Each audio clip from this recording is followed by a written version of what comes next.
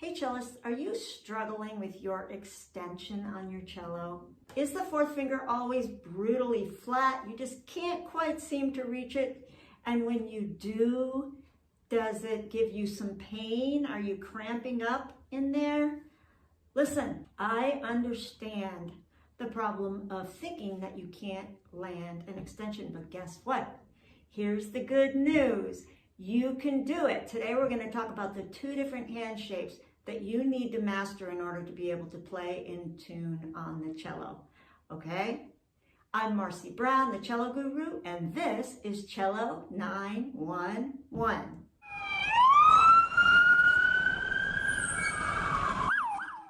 Now let's talk about those different hand shapes, okay? The first hand shape is a closed hand shape. This is what it looks like. It's very basic. All you need to do is hold the baseball to get that hand shape. Now, your fingers are rounded and relaxed, but it's like there's a baseball there. Between first and second finger, there's a half step. Second to third finger, there's a half step. Third to fourth finger, there's a half step.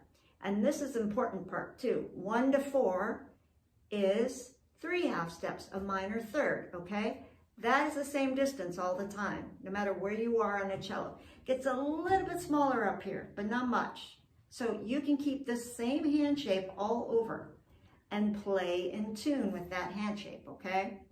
So that's the first hand shape, hold the baseball. The second hand shape is point the squirt gun, all right? So this hand shape is your extension hand shape, all right? That's the open.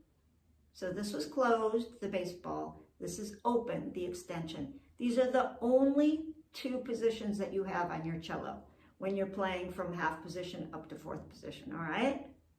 Hold the baseball, point the squirt gun. Now, here's the thing.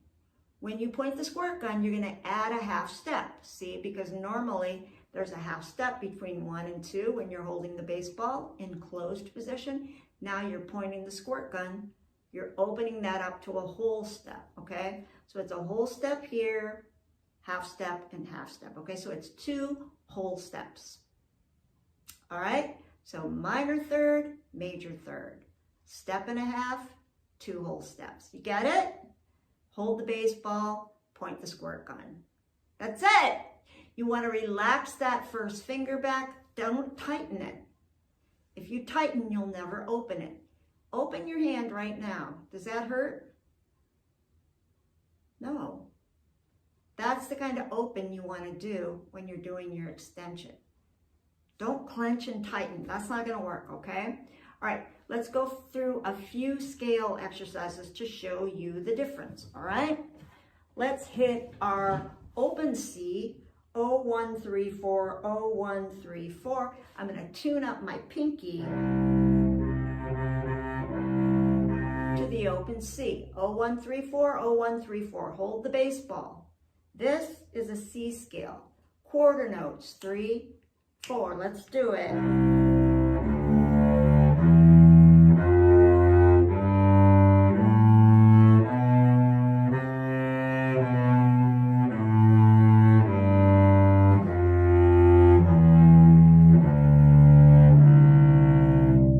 That was great. All right, hold the baseball, right? Now let's point the squirt gun. First finger on D. We're going to do a D scale, okay? Get your extension ready. Your fingers pointed. Left elbow forward, and let's point the squirt gun. Only between first and second finger. This is your extended position. There's never an extension between 2, 3, 3, 4. Only between 1 and 2. That's it. Ready? D scale, ready, go.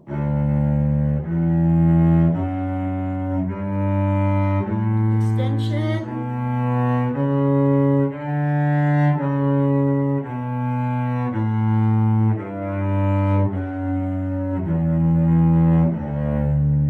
So that was the extended position.